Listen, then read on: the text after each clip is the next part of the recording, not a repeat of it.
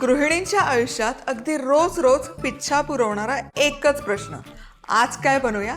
मी आहे ना उत्तर द्यायला. चला तर मग सुरुवात करूया खमंग खुसखुशीत सफरीला.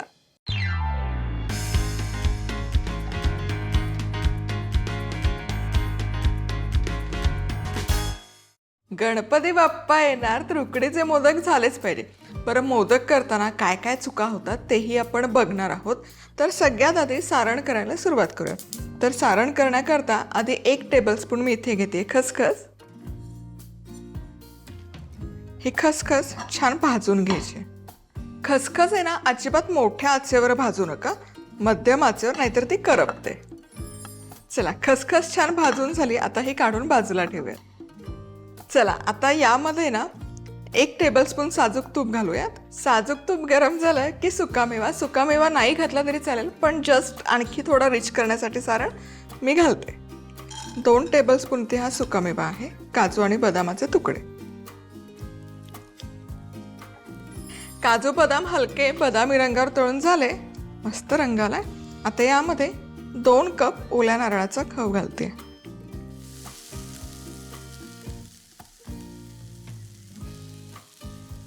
हे सारण आहे ना, एक 7-8 मिनिटं छान परतून घ्यायचं तुपावर मंद आचेवर. त्यामुळे काय होतं, यातला ओलसरपणा हलका कमी होतो आणि सारण आपलं फार पचपचित होत नाही आणि चवदारही लागतं आणि टिकतंही खूप दिवस. चला, आता हे ओला नारळाचा खव एक 7-8 मिनिटं भाजून घेतला आणि बघा, रंग अजिबात बदललेला नाही. याचा रंग आहे तसाच आहे, पण हलकासा कोरडा कोरडा झालाय. आता या स्टेजला यामध्ये 1 कप गूळ घालूयात. आता गूळ खोबऱ्यासोबत छान जिरवून घ्यायचा. गूळ घातल्यावर एक 7-8 मिनिटच हे परतून घेतलंय. आता इथे आणखी एक महत्वाची टीप आहे. गूळ घातल्यावर खूप नका शिजवू. गूळ विरघळला की आणखी एक 4-5 मिनिटं. काय होतं ना, जितकं तुम्ही हे शिजवत राहाल तितका गुळाचा पाक होतो, तो कडक होतो आणि सारण मग फार असं रसरशीत नाही राहत, सुकं होतं. ते टाळण्याकरता 7-8 मिनिटं अगदी पुरेशी आहे. आता यामध्ये गॅस बंद करून वेलची पूड अर्धा चमचा, पाव चमचा जायफळ. गुळाचा पदार्थ आहे, जायफळ गेलंच पाहिजे, बहारदार स्वाद येतो जायफळाचा. चिमूटभर मीठ पण घालू शकता. आणि खसखस अशी वर्ण घातली ना की त्याचा पोत किंवा ते टेक्स्चर आहे ते छान उठून येतं सारणात. आता हे सगळं मिसळूयात. चला, आता उकड काढूयात. तर उकड काढण्याकरता सगळ्यात आधी 1 कप पाणी घ्यायचं, अर्धा कप दूध घालूयात. प्रमाण अगदी गरजेचं आहे, त्यामुळे 1.5 कप मी इथे पिठी वापरते, तर 1.5 कप इथे 1 कप पाणी आणि अर्धा कप दूध. दुधामुळे काय होतं, उकडला पांढरा शुभ्र रंग यायला मदत होते. उकड आपली छान अलवार राहते, मौसूद राहते आणि दिवसभर किंवा 2 दिवस ठेवली तरी खराब नाही होत. आता यामध्ये साजूक तूप तुम्ही घालू शकता, पण मी 1 चमचाभर तेल घालते. तेल का, उकडीची जी पारी असते त्याला चकाकी यायला मदत होते, म्हणून ते. आता पुढची आणि अगदी महत्त्वाची टीप आहे की तांदूळाची पिठी बनवायची कशी. सुवासिक तांदूळ घ्या. मी इथे आंबेमोहोर हायली रेकमेंड करते. आंबेमोहोर नसेल तर दुसरा इतर तांदूळ घ्या, पण तो सुवासिक असावा. स्वच्छ धुवायचा तांदूळ, रात्रभर सुकवून घ्यायचा फॅनच्या हवेखाली, उन्हात ठेवू नका. आणि मग गिरणीमध्ये दळण्यापूर्वी त्यामध्ये 1 चमचाभर साबुदाणा घाला, मोठा चमचाभर तरी, किंवा 1 छोटी वाटी. साबुदाण्यामुळे काय होतं ना, त्याला मऊपणा येतो, पांढरा शुभ्र होतो आणि किती वेळ जरी ठेवला तरी तो अलवारच राहतो आणि कापसासारखा मऊ राहतो. चला, त्याला उकळी आली. आता गॅस अगदी मंद आचेवर करते आणि यामध्ये लगोलग तांदूळाची पिठी घालायची, 1.5 कपच. आणि यावर थोडंसं मीठ, म्हणजे पिठीला चव छान येईल. आता हे पटकन मिसळून घ्यायचं. चला, पिठी मिसळून झाली की झाकण ठेवायचं. तर गॅस सुरू ठेवायची गरज नाही आहे, गॅस लगोलग बंद करायचा. 5 मिनिटं फक्त हे गरम तव्यामध्ये मुरण्याकरता ठेवूयात. बरोबर 5 मिनिटं झालेत. बंद गॅस करून उकड मुरण्याकरता ठेवली होती.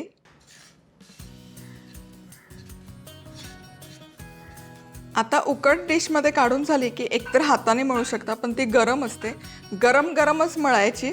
सो मी इथे असं एखादं तांब्या भांडं घेते, त्याला खाली थोडं तेल लावलंय आणि याने हे मळायला अगदी सोपं पडतं. हे बघा, ही एकसंध करून घ्यायची लगोलग, आणि हे प्रोसेस गरम गरम असतानाच करा. हे काम आहे ना असं बसून फक्कल मांडून निगुतीने करण्याचं आहे. चला, आता उकड आपली तयार आहे. हे बघा, सुबक झाली उकड. आता काय करूयात, आता यातून अशी पिठी घ्यायची किंवा गोळा घ्यायचा, आणि जरी उकड मळली तरी हा गोळा देखील असा एकजीव करून घ्यायचा. ही आणखी एक महत्वाची टीप आहे, नाहीतर मग वळताना त्याला भेगा पडतात. हे असं हातात पण तुम्ही करू शकता. जितकं शक्य असेल तितकं त्याला प्रेमाने, थोडा जोर देऊन पण गुळगुळीत करून घ्यायचं. हे बघा, हे अगदी गरजेचं आहे. आता हे झालं की मध्यभागी एक दाब द्यायचा, म्हणजे याची वाटी तयार होते. हे बघ, आणि हे असं फिरवत घ्यायचं, म्हणजे आपल्याला अशी खोलगट वाटी तयार करायची. आणि पारी जितकी शक्य असेल तितकी पातळ करायची. बघा, छान अशी वरपर्यंत पातळ आणि एकसारखी पातळ झाली आहे. याच्या वरच्या कडा आहेत ना, कळी पाडण्यापूर्वी छान अशा दाबून घ्यायच्या. हे बघा, आता कळीदार मोदक करण्याकरता असा मोदक दुमडून घ्यायचा, याची पारी, आणि ही खालपर्यंत दुमडायची. आणि शक्यतो जितकं जवळजवळ असेल तितकं जवळजवळ दुमडून घ्यायचं. आता हे सारण जे आपण तयार करून घेतलंय हे असं मधोमध घालून घ्यायचं,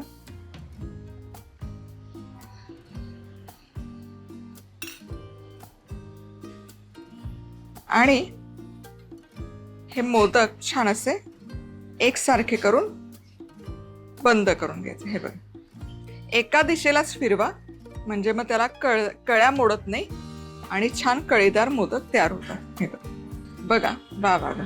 आणि हे जास्तीचं पीठ आहे, हे काढायचं, याला थोडंसं वरपर्यंत करून घ्यायचं. क्या बात आहे. आणि या कळ्या तुम्हाला वाटलं तर थोड्या उकळून घ्यायचं. इतके गोड दिसतंय ना मोदक. आता हे याच प्रकारे सगळे मोदक तयार करायचे. पिठी तुमची जुळून आली ना की मोदकही कमाल जुळून येतो. चला तर मग सगळे मोदक इथे तयार आहे. या प्रमाणामध्ये 13 मोठे गुबगुबीत कळीदार मोदक व्यवस्थित तयार होतात. आता मोदक वाफवायचे कसे तुम्हाला सांगते. स्टीमरमध्ये पाणी गरम करण्यासाठी ठेवलेलं आहे. आता इथे प्लेट घेतली, त्यावर केळीचं पान घातलंय. केळीचं पानाऐवजी सुती कापड जरी घेतलं तरी काही हरकत नाही. एक एक मोदक घ्यायचा, त्याचा जो बेस आहे तो पाण्यामध्ये हलकासा डीप करायचा, बुडवायचा, आणि मग तो केळीच्या पानावर ठेवायचा. आता पाण्यामध्ये बुडवणं ही अगदी महत्त्वाची टीप आहे. का? त्यामुळे काय होतं, एकतर मोदक चिकटत नाही, दुसरी गोष्ट मोदक कितीही वेळ जरी ठेवला तरी त्याला तडा जात नाही, आणि मऊ लुसलुशीत आणि रसरशीत राहतो. त्यानंतर अर्थातच ते छान आणखी देखणे दिसावे, सुबक व्हावे, याकरता प्रत्येक मोदकवर थोड्या थोड्या केशरच्या काड्या लावलेल्या आहेत. केशरचा रंग मोदक वाफवत असताना इतका कमालीचा उतरतो ना, खूप अफलातून दिसतं, म्हणून ते घातलेलं आहे. चला, आता हे आपलं सगळं तयार आहे. पाणी पण वाफवलंय. आता मोदकाचा प्लेट यावर ठेवूया. पुढची पण खूप महत्त्वाची टीप, मध्यम आचेवर उकडीचे मोदक वाफवून घ्यायचे. उकड काढली आहे त्यामुळे तांदूळाचं पिठी छान शिजली आहे. फक्त ती आणखी त्याला तुकतुकी व्हावी आणि छान मऊ व्हावी याकरता ती वाफवत आहोत. 8 ते 10 मिनिटं मध्यम आचेवर पुरेसे होतात. 15 मिनिटं 20 मिनिटं अजिबात करू नका. घड्याळाचा काटा लावा. 8 ते 10 मिनिट परफेक्ट आहे.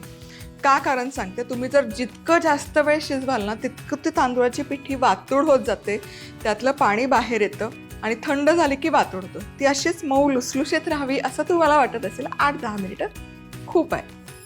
चला, इथे बरोबर 8 मिनिटं मध्यम आचेवर मी हे वाफवून घेतले. गॅस बंद करते. आहा हा हा, काय दिसतायत, कमाल. मस्त चकाकी आली आहे, मस्त वाफवले गेलेत, आणि केशरचा तर रंग इतका कमाल उतरलाय. वा वा वा. खायचे कसे सांगायची गरज आहे का? गरमागरम वाफाळता असा हा मोदक, साजूक तुपाची धार, आणि मस्त असा आस्वाद घ्यायचा. हे मोदक रूम टेम्परेचरवर देखील 2 दिवस छान टिकतात, अजिबात वातोड होत नाही आणि असेच मऊ लुसलुशीत राहतात. गणपती विशेष उकडीचे मोदक करण्यासाठी लागणारं साहित्य: 1 मोठा चमचा खसखस, 1 मोठा चमचा साजूक तूप, 2 मोठे चमचे सुका मेव्याचे तुकडे, 2 कप खवलेलं ओलं खोबरं, 1 कप गूळ, अर्धा चमचा वेलची पूड, पाव चमचा जायफळाची पूड, 1 कप पाणी, अर्धा कप दूध, 1 मोठा चमचा तेल, 1.5 कप तांदळाचं पीठ, चवीनुसार मीठ, केशराच्या काड्या. साजूक तुपात सुका मेवा, ओल्या नारळाचा चव परतून घेत यात गूळ घालायचा आणि शिजवून घेत यात वेलची पूड, जायफळ, मीठ, खसखस मिसळून घेत हे सारण थंड करायचं. आता पाणी आणि दूध मिसळून घेत यात तेल घालायचं आणि उकळी आली की यात तांदळाचं पीठ आणि मीठ घालत उकड काढायची आणि मळून घ्यायची. आता पारी करत अशा पद्धतीने कळ्या पाडायच्या आणि यात सारण भरायचं आणि मोदक तयार करायचा. आता हे मोदक वर केशर घालत वाफवून घ्यायचे. झाले आपले गणपती विशेष उकडीचे मोदक तयार. आज आपण रव्याच्या सालपापड्या कशा बनवायच्या ते बघणार आहोत.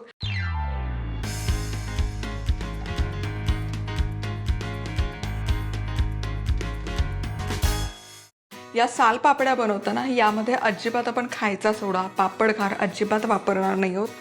तर आणि पांढऱ्या शुभ्र या सालपापड्या बनणार, रव्याच्या जरी असल्या तरी. अगदी पारंपरिक पद्धतीने बनवत आहोत या सालपापड्या. पातेलं घेतलेलं आहे, यामध्ये 1 कप बारीक रवा घालायचा. जाड रवा जर तुम्ही घेतला असेल तर तो जाड रवा आहे ना मिक्सरमध्ये फिरवून तो वापरला तरी चालेल. आता यामध्ये घालूयात पाणी. रवा सोक होईल बुडेल इतपत यामध्ये पाणी घालायचं आणि हे दिवसभर छान यामध्ये सेटल होण्यासाठी ठेवून देऊ. आता रवा हा दिवसभर छान मुरला की याच्यावर जे पाणी तरंगत आहे हे पाणी आहे ना काढून घ्यायचं. रवा बाहेर नाही आला पाहिजे, वरचं पाणी फक्त आपण काढून घेऊ. जसजसा रवा सुकतो तसतसा तो छान फुलतो, तुम्ही इथे बघू शकाल. आता यामध्ये पुन्हा पाणी घालायचं ताजं आणि पुन्हा हे मुरण्यासाठी ठेवून द्यायचं. म्हणजे आज सकाळी मी मुरण्यासाठी घातला, आज रात्री पाणी काढलं, दुसरं फ्रेश पाणी घातलं. ही सेम स्टेप परत उद्या रात्री करायची आणि परवा रात्री, असं 3 रात्रभर या रव्यातलं हा रवा भिजवून घ्यायचा 3 दिवस. आणि दर दिवशी रात्री at the end of day किंवा सकाळी तुम्हाला जसं सोयीचं पडेल तसं त्याचं मुरलेलं वरचं आंबूस झालेलं पाणी काढायचं आणि दुसरं ताजं पाणी घालून घ्यायचं. सो आता इथे रवा ना बरोबर 3 दिवस मी भिजण्यासाठी ठेवला होता आणि हलकासा त्यावर बबल्स किंवा आंबूस सुवास यायला सुरुवात होते. तर आता यातलं पाणी जे आहे 3 दिवस झाल्यानंतर हे काढून घ्यायचं. थोडंसं पाणी राहतंय या रव्यामध्ये, हे आपल्याला वापरायचं आहे. सो हा भिजवलेला सगळा रवा घ्यायचा कढईमध्ये त्यातल्या पाण्यासकट. तर यामध्ये घालायचे 2 कप पाणी. 1 कप रवा होता, साधारण 1 कप पाणी भिजलेल्या रव्यामध्ये सोक झालेलं आहे आणि वर आणखी 2 कप पाणी. आता गॅस सुरू करायचा आणि हे मिश्रण आहे ना आपण शिजवायला सुरुवात करणार. शिजवून घ्यायचं हे मिश्रण आपल्याला पूर्ण. आणि हे शिजत असताना आहे ना हे अजिबात कढई सोडायची नाही गॅसवर अशीच. हे छान असं एकसारखं ढवळत मिक्स करत शिजवून घ्यायचं. कारण याचा आहे ना पटकन चीक एकसारखा जमा होतो. गुठळ्या आपल्याला करून नाही घ्यायच्या, त्यामुळे हे एकसारखं ढवळत आपल्याला मिश्रण शिजवून घ्यायचं आहे. आणि इथे 2 कप गरम पाणी मी ठेवलेलं आहे, जर लागलं तर यामध्ये थोडं पाणी आपण ॲड करत राहणार आहोत. आणि इथे 10 मिनिटं झालेले आहेत. एकसारखं ढवळत हे मी शिजवून घेतलेलं आहे, तुम्ही बघू शकाल. छान शिजलेलं आहे. पाण्याचा आणखी अजिबात वापर करायची गरज नाही पडली. सो साधारण टोटल एक म्हणजे रवा भिजलेला त्याच्यामध्ये ऑलरेडी थोडं पाणी होतं आणि वर 3 कप पाणी घातलं, तेवढं पुरेसं आहे. आता यामध्ये घालूयात मीठ चवीनुसार आणि हे आणखी आहे ना एक 3 ते 4 मिनिटं मी शिजवून घेणार आहे. 5 मिनिटं हे मिश्रण मी शिजवून घेतलेलं आहे. आता गॅस बंद करते. तुम्ही बघू शकाल मिश्रणाला छान अशी चकाकी आलेली आहे, ग्लेज आलेला आहे आणि छान असं एकसंध झालेलं आहे. आता गॅस बंद केलेला आहे. गॅस बंद केल्यानंतर हे मिश्रण आता एक 7 ते 8 मिनिट किंवा 10 मिनिटं हलकंसं थंड करण्यासाठी मी ठेवून देणार आहे. गरम मिश्रण आपण नाही टाकणार आहोत कारण पॉलिथिनवर करतं. सो एक 7 ते 8 मिनिटं थांबू. हलकंसं यातली वाफ कमी व्हायला सुरुवात झाली की मग हे आपण याच्या पापड्या करायला घेऊया. आता जेमतेम 5 ते 6 मिनिटं झालेले आहेत. हे मिश्रण हे बघा छान असं एकसंध व्हायला सुरुवात झालेली आहे, दाटसर झालेलं आहे. आता यामध्ये घालूयात चिली फ्लेक्स. हिरवी मिरची जरी घातली तरी चालेल, पण चिली फ्लेक्स जरा दिसायला छान दिसतात. आणि थोडीशी कोथिंबीर. आणि काही नाही घातलं तरी काही हरकत नाही, प्लेन तुम्ही पांढऱ्या शुभ्र पापड पण याचे बनवू शकता. सो इथे हे मिश्रण आता आपलं तयार आहे. इथे मी जय्यत तयारी केलेली आहे. एका टिपॉयवर असं छान पॉलिथिन घातलेलं आहे. पॉलिथिन तुम्हाला वापरायचं नसेल तर बटर पेपर मिळतो जो केकसाठी आपण वापरतो, तो लाईनअप केला किंवा सिलिकॉन मॅट्स वापरला तरी चालेल. आता हे मिश्रण घ्यायचं, पापड घालायला सुरू करूयात. अर्धा पळी मिश्रण पुरेसं होतं आणि तेच आपल्याला स्प्रेड करून घ्यायचं. आणि 2 पापडमध्ये थोडंसं डिस्टन्स ठेवायचं.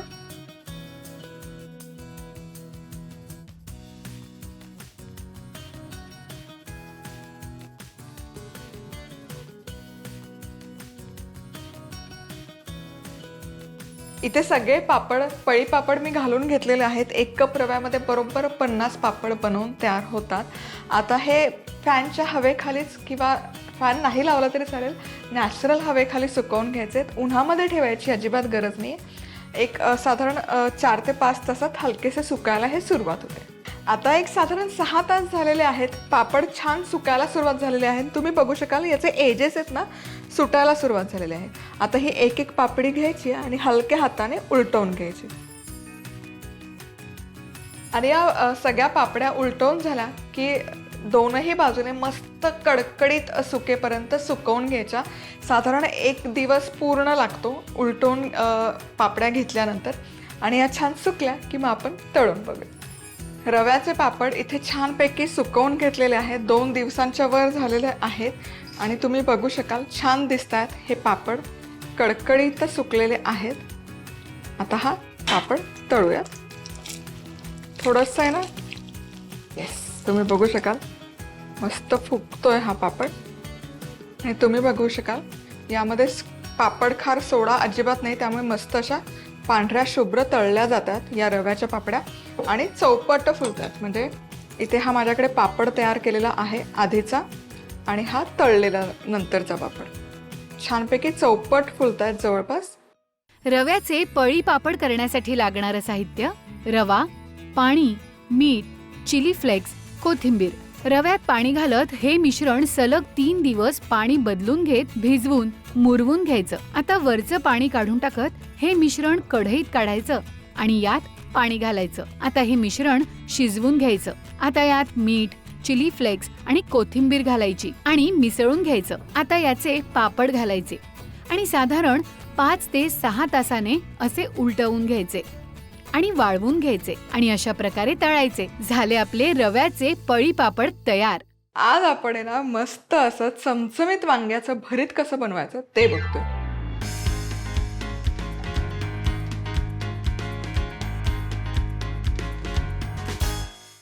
इथे घेतलेलं आहे भरताचं वांग. सगळ्यात आधी सुरी घ्यायची आणि याला ना असे सरे देऊन घ्यायचे. शक्यतो 4 सरे देऊन घ्यायचे. हे का गरजेचं आहे सांगते. सरे दिले की आतपर्यंत असं चेक करायचं की वांग कुठे किडलेलं नाहीये, त्यामध्ये काही आळी नाहीये. सो हे असं आतपर्यंत छान चेक करून घ्यायचं. हे चेक करून झालं की यामध्ये अगदी थेंबर तेल घ्यायचं आणि हे तेल छान असं चोळून घ्यायचं वांग्यावर. हे तेल चोळणं गरजेचं आहे. यामुळे काय होतं ना, वांग आपलं भाजून झालं की त्याचं जे टरफल आहे, साल आहे, ते अगदी सोप्या पद्धतीने निघून येतं. चला तर मग आता हे भाजून घेऊयात. आणि हे वांग भाजताना आहे ना गॅसवर सगळ्या बाजूने छान असं एकसारखं भाजून घ्यायचं. तुम्ही बघू शकाल एक एक बाजू 2-2, 3-3 मिनिट ठेवायची आणि ती पलटत सगळ्या बाजूने व्यवस्थित भाजून घ्यायचं. आणि इथे हे भाजलेलं वांग छान थंड झालेलं आहे. आता याचं हे साल आहे हे आपण काढून घेऊया. टरफल काढून झालेलं आहे भाजलेल्या वांग्याचं. आता काय करायचं, एक फोर्क घ्यायचा किंवा सुरी घ्यायची आणि हे छान असं मॅश करून घ्यायचं. आता खानदेशामध्ये ते वांग करतात ना, ते त्यांच्याकडे लाकडी बडगी असते, त्यामध्ये हे ठेचून ठेचून घेतात.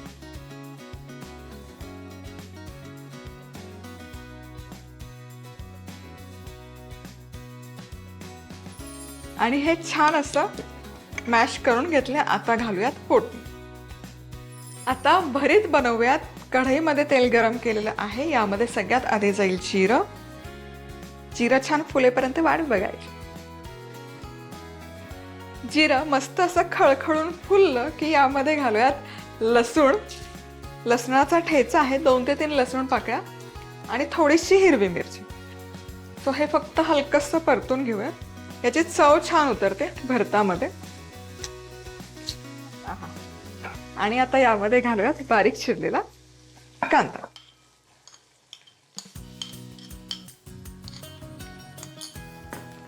आणि सोनेरी रंगावर कांदा छान परतून घेऊया. सो इथे कांदा व्यवस्थित असा सोनेरी रंगावर परतून घेतला की यामध्ये घालूयात थोडंसं बारीक चिरलेला टोमॅटो.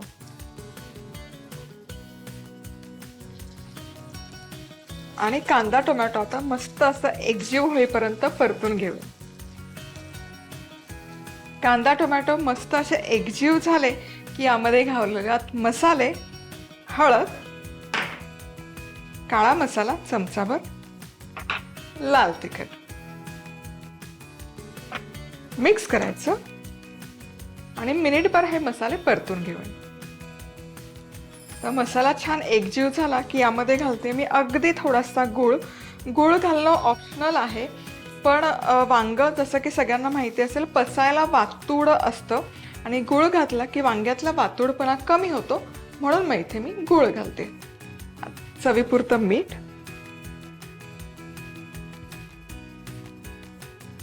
आणि आता यामध्ये घालूया हे वांग जे आपण भाजून.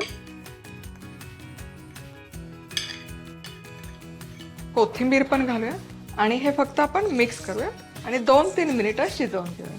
आणि आता हे भरीत आपलं छानपैकी शिजवून तयार आहे. गॅस बंद करते. हे तुम्ही भाकरीसोबत खाऊ शकता, वरण भातासोबत तोंडी लावण्यासाठी खाऊ शकता. मला तर आहे ना मऊ गुरगुट्या भात जो असतो ना त्यामध्ये हे भरीत टाकून खायला प्रचंड आवडतं. डाळ वगैरे काही नाही, चपाती, पोळी, फुलका कशासोबतही हे खायला मस्त लागतं. वांग्याचं भरीत करण्यासाठी लागणारं साहित्य: वांगी, तेल, जिरे, 4 ते 5 लसूण पाकळ्या, 1 हिरवी मिरची, 1 कांदा, 1 टोमॅटो, हळद, काळा मसाला, तिखट, चवीनुसार गूळ, चवीनुसार मीठ, बारीक चिरलेली कोथिंबीर. वांग्याला अशा पद्धतीने चीर देत त्यावर तेल लावायचं आणि सगळ्या बाजूंनी व्यवस्थित भाजून घ्यायचं. आता वांग अशा पद्धतीने साल काढत गर मोकळा करायचा. आता जिऱ्याच्या फोडणीत लसूण, हिरवी मिरची, कांदा, टोमॅटो, हळद, तिखट एकत्र परतून घेत यात गूळ, चवीप्रमाणे मीठ, वांग आणि कोथिंबीर घालायची आणि हे मिश्रण शिजवून घ्यायचं. झालं आपलं चमचमीत वांग्याचं भरीत तयार.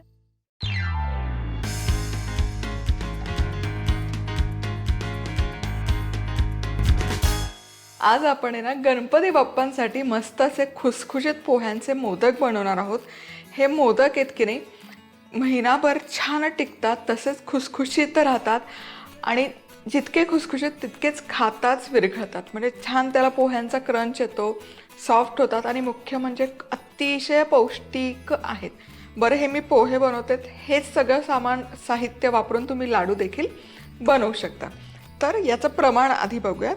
1 कप मी इथे घेतलेले आहे पोहे. आपले कांदे पोह्यांचे पोहे असतात तेच. पाऊण कप गूळ हवाय, अर्धा कप गव्हाचं पीठ, सुकं किसलेलं खोबरं पाव कप, 1 चमचा पांढरे तीळ, 1 चमचा खसखस, 10 ते 12 अख्खे काजू, 10 ते 12 बदाम, पाव कप साजूक तूप आणि अर्धा चमचा वेलची पूड. अगदी जे घरात हाताखाली साहित्य असतं ना त्यामध्येच हे मोदक बनवून तयार होतात आणि तुम्ही तयार करून हे ठेवू शकता डब्यामध्ये भरून. महिनाभर खूप छान टिकतात. आता रेसिपी सुरू करूयात. सगळ्यात आधी तवा गरम करायला ठेवलेला आहे. यामध्ये सुकं किसलेलं खोबरं घालायचं आणि हे भाजून घ्यायचं सोनेरी रंगावर. खोबरं हलकंसं भाजत आलं की हे तव्याच्या एक बाजूला काढून घेऊयात आणि यामध्येच आता आपण घालणार आहोत तीळ, पांढरे तीळ आणि खसखस. आणि हे दोन्ही एकत्र भाजून घेऊयात. खोबरं बाजूला का ठेवलं, कारण हे तीळ आणि खसखस आहे ना पटकन भाजलं जातं. हे बघा, हे असं उडतं आणि ते उडून मग तव्याच्या बाहेर जाऊ शकतं. ते टाळण्यासाठी मग हे असं पॉपकॉर्न सारखं फुटायला लागलं की पटकन खोबऱ्यात मिसळून घ्यायचं, म्हणजे ते तव्याबाहेर जात नाही. आता हे डिशमध्ये काढूया. खसखस तीळ खोबरं सगळं छान खमंग भाजून झालेलं. आता याच तव्यामध्ये चमचाभर साजूक तूप घालायचं आणि यामध्ये काजूचे तुकडे आणि बदाम घालायचे. सुकामेवा तुम्ही आवडीप्रमाणे घालू शकता. अक्रोड घातलं ना तरी चालेल, किंवा अगदी सुकामेवा नसेल तर सरळ अर्धा कप शेंगदाणे घाला आणि शेंगदाणे भाजून घ्या. सुकामेव्याला खूप छान रंग आला, छान कुरकुरीत झाला की हा देखील या भाजलेल्या खोबरं खसखस आणि तिळाच्या मिश्रणात काढूयात. आता याच तुपामध्ये पोहे घालायचे आणि पोहे छान खमंग भाजून घ्यायचे, जोवर ते कुरकुरीत होत नाहीत तोवर. 5-6 मिनिटात भाजले जातात, खूप वेळ नाही लागत. हे बघा, हातात घेतले की असे तुटले गेले पाहिजे. की आता हे काढूयात डिशमध्ये.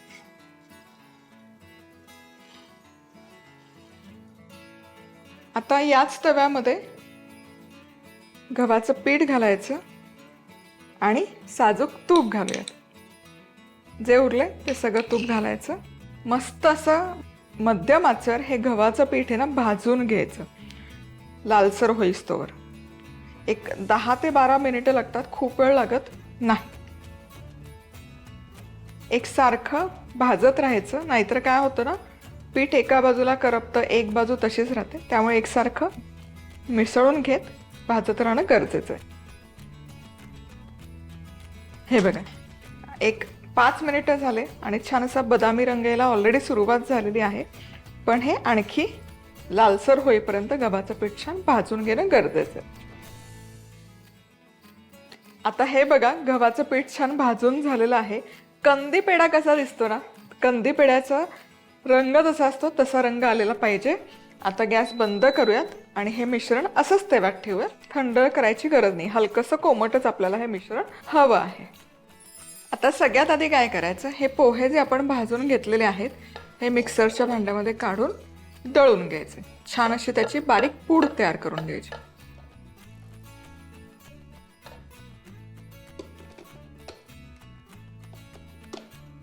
आता ह्याची पूड तयार करूया.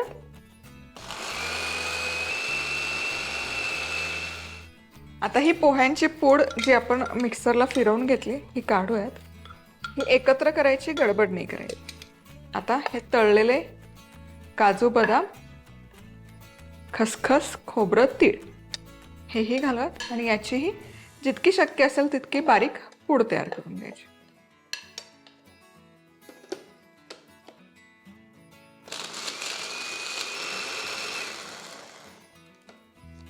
आता सुकामेवा इथे तयार झालेले आहे पूड. त्याचबरोबर हे आता गव्हाचं पिठाचं जे भाजलेलं मिश्रण आहे तेही हलकंसं कोमट झालंय. यामध्ये गूळ घालूयात. गॅस सुरू नाही करायचा. जे गव्हाचं उष्णता आहे त्यामध्येच हा गूळ मऊ होतो. हे बघा, एकजीव यामध्ये होऊन जातो. चला, गूळ छान मिसळला गेला की हे भाजलेल्या पोह्याचं मिश्रण हेही यात घालायचं. त्याचसोबत हा जो सुकामेवा मिक्सरमध्ये आपण फिरवून घेतलाय हाही घालूया आणि हे छान मिश्रण एकजीव करून घ्यायचं, एकसंध करून घ्यायचं. गॅस बंद आहे, गॅस अजिबात मी सुरू केलेला नाही. तव्याची जी उष्णता आहे त्यामध्ये गूळ छान मऊ झाला आणि त्यातच हे मिश्रण आता आपण एकजीव करतोय. आता यामध्येच वेलची पूड देखील मिसळून घेऊयात. हवं तर पुन्हा एकदा हे सगळं मिश्रण एकजीव झाल्यानंतर एकदा मिक्सरमध्ये फिरवून घ्या, म्हणजे ते पटकन एकत्र मिसळलं जातं.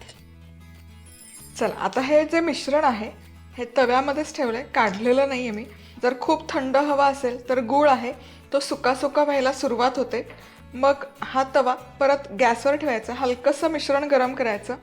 गूळ मऊ झाला की परत हे छान वळलं जातं. मोदकाचा साचा घ्यायचा, यामध्ये हलकेसे पिस्त्याचे काप घालून घ्यायचे. यामध्ये हे मिश्रण भरायचं, सील करून घ्यायचं आणि हे असं प्रेस करायचं. छान असं दाबून दाबून घ्यायचं. भरपूर मिश्रण घालायचं, जितकं शक्य असेल तितकं प्रेस करून घ्यायचं छान. आणि कधीही तुम्हाला वाटलं की मिश्रण सुकं सुकं झालंय तर हलकं गरम करा. मायक्रोवेव्ह केलं तरी चालेल, गॅसवर ठेवलं तरी चालेल. मोदक छान वळले जातील. आता हे साच्यातून काढूयात. कमाल, बघा काय सुंदर दिसतोय मोदक. आता याच पद्धतीने आपण सगळे मोदक तयार करूयात. आणि अगदीच वाटलं की मोदक सुटत नाहीत तर थोडं तूप लावा साच्याला आणि सेम प्रोसेस करत सगळे मोदक तयार करायचे. आता हे मोदक याच पद्धतीने सगळे मी तयार करते. हे मोदक महिनाभर छान टिकतात. असेच बनवून तयार करून ठेवू शकता. इनफॅक्ट मोदक नाही, हे लाडू जरी वळले छोटे छोटे तरी ते एक प्रसादासाठी खूप छान पर्याय आहे. आणि इवन मोठ्यांना पण खाण्यासाठी पौष्टिक असं एक पदार्थ आहे. पोहा मोदक करण्यासाठी लागणारं साहित्य: 1 कप जाड पोहे, 3 ते 4 कप गूळ, 1 ते 2 कप गव्हाचं पीठ, 1 ते 4 कप किसलेलं सुकं खोबरं, 1 चमचा पांढरे तीळ, 1 चमचा खसखस, 10 ते 12 काजू, 10 ते 12 बदाम, पाव कप साजूक तूप, 1 ते 2 चमचे वेलची पूड आणि पिस्त्याचे काप. आता मध्यम आचेवर किसलेलं सुकं खोबरं, खसखस, तीळ आणि आवडीप्रमाणे काजू बदाम भाजून घ्यायचे. पोहे देखील कुरकुरीत होईपर्यंत भाजून घ्यायचे. गव्हाचं पीठ 10 ते 12 मिनिटं गुलाबीसर रंग येईपर्यंत भाजायचं. आता पोहे, सुकामेवा यांचं मिश्रण बारीक करायचं. थंड झालेल्या गव्हाच्या पिठात गूळ, पोहे आणि सुक्या मेव्याचे तयार केलेले सारण मिसळून वेलची पावडर घालायची. मोदकाच्या साच्यात तयार सारणाला मोदकाचा किंवा लाडवाचा आकार द्यायचा. झाले आपले पोह्याचे मोदक तयार. आज आपण कुरकुरीत आणि खुसखुशीत साबुदाणा वडा बनवणार आहोत. हा वडा बनवताना फुटणार नाही याच्यासाठी खूप साऱ्या टिप्स आहेत.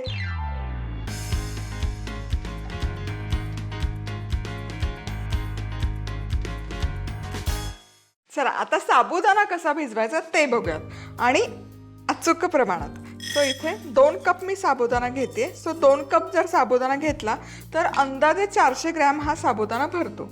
आणि या 2 कप साबुदाण्यापासून 20 अगदी डिसेंट साईजचे वडे छान बनवून तयार होतात. 2 कप साबुदाणा, 2 बटाटे उकडलेले आणि 1 कप भाजलेला शेंगदाण्याचा कूट एवढं प्रमाण घेतलं की 20ला थोडे जास्त होऊ शकतात तुम्ही जर लहान बनवले तर. आता हा साबुदाणा 3 ते 4 वेळा छान असा धुवून घेऊयात. आता साबुदाणा धुवून झाला की यामध्ये पाणी घालायचं. साबुदाणा आहे ना सोक होईल इतपतच, म्हणजे वर 1 बोट, दॅट्स इट.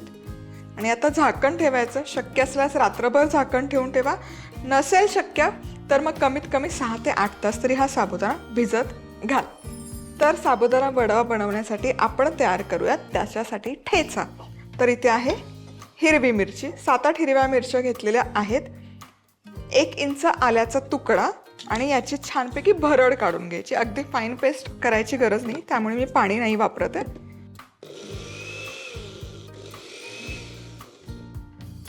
चला साबुदाणा पण इथे छान भिजवून तयार आहे. वा. सो साधारण इथे आपण 2 कप म्हणजे 400 ग्रॅम साबुदाणा घेतलेला आहे. आणि यामध्ये ना बऱ्यापैकी ओलावा आहे, त्यामुळे आणखी मी आता या स्टेजला तरी यामध्ये पाणी नाही घालत आहे. आता वडे बनवण्यासाठी इथे ना 2 उकडलेले बटाटे घेतले. हे हातानेच मी असे फोडून घालणार आहे. किसून वगैरे घ्यायचे असतील तरी घ्या. आता सगळ्यात महत्त्वाची टीप, साबुदाणा आहे ना फार पचपचित भिजवायचं नाही साबुदाणा वड्याचा. तर काय होतं ना, वडा प्रचंड तेलकट बनतो. याला थोडासा चिकटपणा आहे, तितका तो छान भिजला गेला पाहिजे. सो 2 मध्यम आकाराचे बटाटे मी इथे घेतले होते. आता यामध्ये घालायचं आहे 1 कप भाजलेला शेंगदाण्याचा कूट. कुटाचं प्रमाण तुम्ही कमी जास्त करू शकता. ठेचा जो आत्ता आपण बनवून घेतला. सो तुम्हाला कितपत तिखट खायचं आहे त्या अंदाजाने हा ठेचाही याचं प्रमाणही कमी जास्त करू शकता. 1 चमचाभर जिरं आणि कोथिंबीर आणि चवीपुरतं मीठ. आता फक्त एक पाण्याचा हबका घ्यायचा, 1च मूठ, आणि हे यामध्ये घालून घेऊयात आणि हे आता छान मळून घ्यायचं. आता वडा थापूयात. काय करायचं, वडा थापण्यापूर्वी हात आहे ना हलकासा ओलसर करून घ्यायचा, पचपचित ओला नाही करायचा, जेणेकरून याला बाइंडिंग छान येतं, जास्त प्रेस न करता वड्याला. आणि हा एकसंध बांधून घ्यायचा. एकसंध जरी नाही बांधला गेला ना तरी तळताना हा वडा फुटतो. हलकासा चपटाच करायचा आणि मध्यभागी थोडा पिंच करायचा, कारण एनिवे तळताना फुगतात हे वडे, त्यामुळे खूप गुबगुबीत नाही केला तरी काही हरकत नाही. वडे तर थापून मस्त तयार आहेत, तळूच यात. पण त्याच्या आधी वड्यांसोबत आहे ना कोशिंबीर किंवा चटणी खूप छान लागते. कोशिंबीर करूयात. 1 कप दही आहे, यामध्ये आलं आणि मिरचीचा ठेचा आहे जो आपण वड्यांसाठी केला. 1 चमचाभर साखर, चवीपुरतं मीठ, आणि हे छान फेटून घेऊयात, एकजीव करूयात. आता हे दही छान फेटून झालं की यामध्ये 2 काकड्या साल काढून किसून घेतलेल्या आहेत. या किसलेल्या काकड्या घालायच्या. छान लागते ही कोशिंबीर, सांगते तुम्हाला. आणि यामध्येच आता घालायचं आहे भाजलेला शेंगदाण्याचा कूट. यामुळे ही कोशिंबीर आहे ना मिळून येते, पाणी इकडे आणि काकडी इकडे असं नाही होत. मिसळून घेऊयात. ही खूप छान लागते वड्यांसोबत. आता वडे तळायला घेऊयात. वडे तळताना फुटू नये म्हणून सगळ्यात महत्त्वाची स्टेप, तेल आहे ना मंद आचेवर ठेवायचं नाही, मीडियम टू हाय हीटवर गरम करायचं आणि मीडियम टू हाय हीटवरच ठेवायचं. अगदी मंद आचेवर वडा कधीच तळायचा नाही. मग तो साबुदाणा वडा असो, मेदू वडा असो, ज्या वड्यांमध्ये स्टार्चचं प्रमाण जास्त असतं ना ते कायम हलक्याशा हाय हीटवरच तळायचं आणि ओव्हरक्राऊड नाही करायचं.